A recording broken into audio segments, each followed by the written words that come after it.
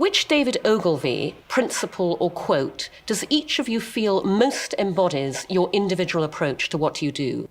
Well, there are a lot to choose from, obviously, the most quotable man in advertising. I think the one that I'm drawn to especially is this one about having this habit of divine discontent with your performance. And David says that it's an antidote to smugness. And I think that's really a kind of cautionary thing for successful companies, really of any size. I mean, the moment you start believing your own press, you're finished. And I think your approach has to be that you come in every day with a zero balance and go from there, and the work is never ever good enough. So I don't have a David Ogilvy quote, but I did bring my David Ogilvy book, and I was looking last night because I met David after I've been at Ogilvy for 31 years, and I met David after just a couple of years, and spent about 2 hours with him. I was in the Los Angeles office at the time. He was visiting and decided to go around and find some of the youngest, newest people in the company. And he gave me a copy of his book. I had read it several times before then. But it's not a quote, it's a point of view from David. And one of the things David took great pride in is having Ogilvy be a teaching hospital and teaching the youngest people in the company in a lifelong kind of journey. And I found some notes that David had sent to me from Tufu. And David sent me these notes occasionally, through much of my career. And I have a basket full of notes that other Ogilvy people have sent me, and from training programs and just following my career. And one of the things I said yesterday at the panel that Nancy Hill hosted on diversity was, we're not doing enough of this. If there's a criticism of big agencies in particular, is we have lost focus on the thing that got us to be big in the first place, which is focusing on our people, their careers, their development, teaching them new things. We're all under business pressure, we're all under financial pressure, but when we lose this, it's game over. And so I don't pick a quote, but I pick a point of view about what this business is all about. I think mine's probably that he says that you can't bore the consumer into buying anything. And I'm on record several times for having said that I think most advertising is god-awful, and most people say that 90% of all advertising is pretty bad. So I think my objective is really to ensure that we don't contribute to the 90%, but only to the 10% that people actually like. And I think what I've taken from the digital world with me into traditional advertising, if anything, is a really strong focus on either being useful, entertaining, or just conversational in a way that you actually relate to the consumer and not talk at them. We cannot see one of you because we have the star of Mars, right in our eyes. So we'll go through the list, and then if you want to shout out and interrupt us, please do. Hi, I'm Daryl Whitelaw, and this is Adam Wool. We're co-founders and creative directors at Mir, a mobile and emerging platform shop in Brooklyn. Our question is, the future seems to dictate an agency that is quick, nimble, and cost-effective, like a small shop, but can scale up like a big, dumb agency. Is that possible? And from your point of view, does that come through acquisition, through internal development, or from agency partnerships? I'm going to kick this one off because I'm just going to tell you a little story. So we were fortunate enough to win the IKEA account earlier this year, and that was a surprise to probably many of you and a lot of others, because IKEA isn't known for picking a big global network agency. They are firm believers in picking what they consider to be the best local agency in every country they do business. And we almost didn't get onto the list of even under consideration, because there was this view held in that question that how could a big agency be responsive and nimble and fast and all the rest of it.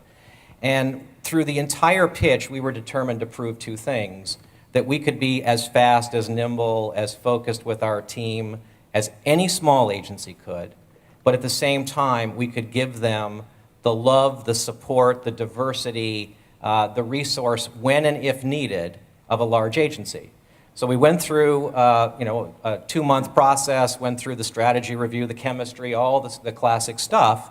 And at the beginning of the presentation, or the beginning of the process, we had shown them a diagram of a home. And we said, this is your home at Ogilvy. And we handpicked the people, the skills, the tools that we thought would be relevant for IKEA. And we described how each room would be outfitted and the people in it and how they would work together. And then at the end of the process, in our theater, in our new headquarters on the far west side, we built a 7-room home, a full-size 7-room home in our theater. And the final presentation, we walked them through every room and we played back our point of view on the strategy, on the work, and our capabilities and our people and all the rest of it. And at the close of the presentation, when they were looking a little amazed that they had walked into this giant room, I said to them, we did not build this home, this house for you. We built this for ourselves because after we finished the final presentation, we had nearly 1,800 people, and we're up to about 2,000 in New York, go through that home.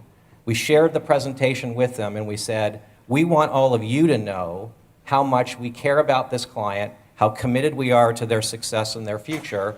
And we said to IKEA, that's why we did it. We wanted 2,000 people in this building to be rooting for you every day. And if we had just sold everybody who came through the furniture they wanted in the house, we probably would have made IKEA's next month numbers. So sometimes our view is you have to be small. No client wants to buy big anymore, but you've got to be able to persuade them that you have the resources, the talent, the capabilities to serve them in any multitude of ways as they grow their business. Steve Hayden, who's here today somewhere as well, I can't see him, but I know he's here, has this great quote where he says that any big agency is really nothing but a collection of small agencies. And that's very true. And one of the things I find fascinating running a creative department there is that depending on what challenge you're given from a client or a new biz situation, there are so many pools of talent to tap into, each with their own strengths. So it really is like having a collection of a lot of different types of talent under one roof that we can kind of combine as we see fit based on the challenges we're posed. I wouldn't mind taking on the last part of the question, which is this idea that you can just sort of scale up to need. It's not really the same as just getting more server capacity. In my past life, I've been through some rapid scaling up for pretty big account wins, and it's a really wrenching and difficult and painful process. It comes close to wrecking your own culture. I mean, we always had defections when we'd have a big account win, almost invariably, because those people feel that your culture is changing. And then just frankly, you can't hire enough good people fast enough to kind of fill the need. And they don't meet your standards, they don't know your culture, let alone knowing the client's business they're coming in on. So this idea that a small place, I understand why people say it, and we all want to root for small, we're conditioned to do that. But this idea is a business model that you can scale up as needed. It's a chaotic way to live. When was the last time you read this? I never leave home without it.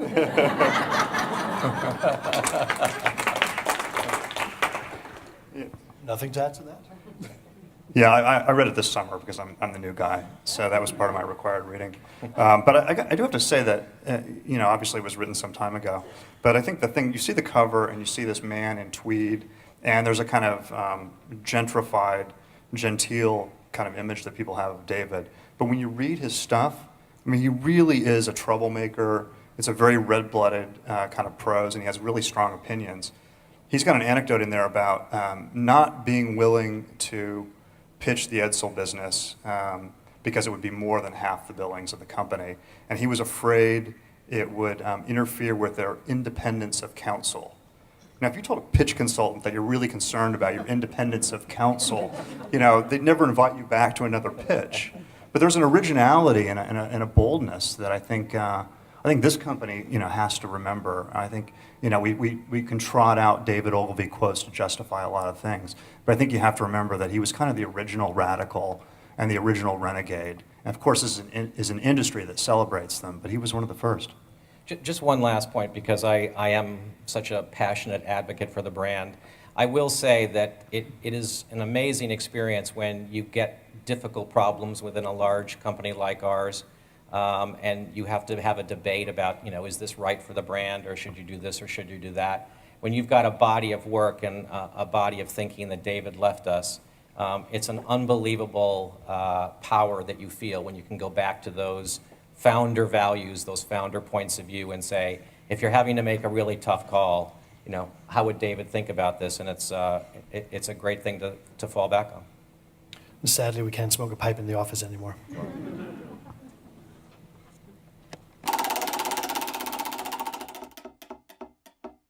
Hi, I'm Lindy Johnson, SVP of Social Media at the Advertising Research Foundation. As America's minority becomes the multicultural majority, I wonder how Ogilvy can better help its clients meet the challenges that surface from this shifting demographic landscape.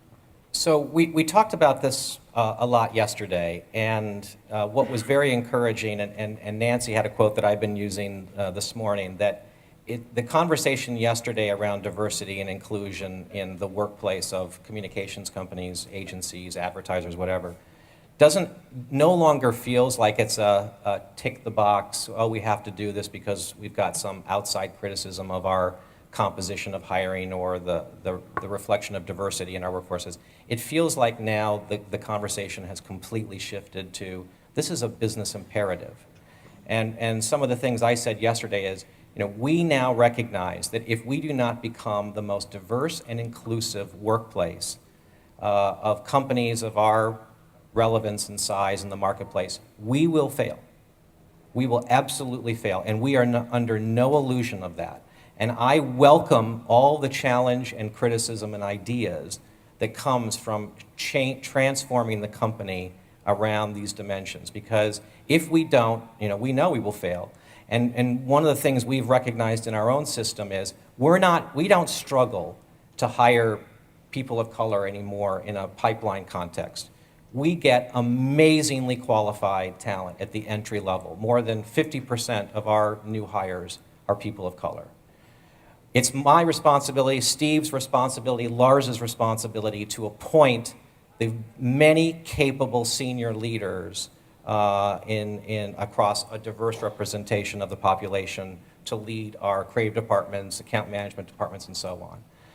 The area that worries me the greatest is the middle level. That's where we're letting ourselves down and our people down, because we are not giving them the coaching and career development support and skills development they need to survive in this business today. That's what we got to fix. We're getting them at the entry level. We don't appoint a diverse mix of talent at the top level. We should be fired, but it's the middle level where we all have a shared responsibility to get it right.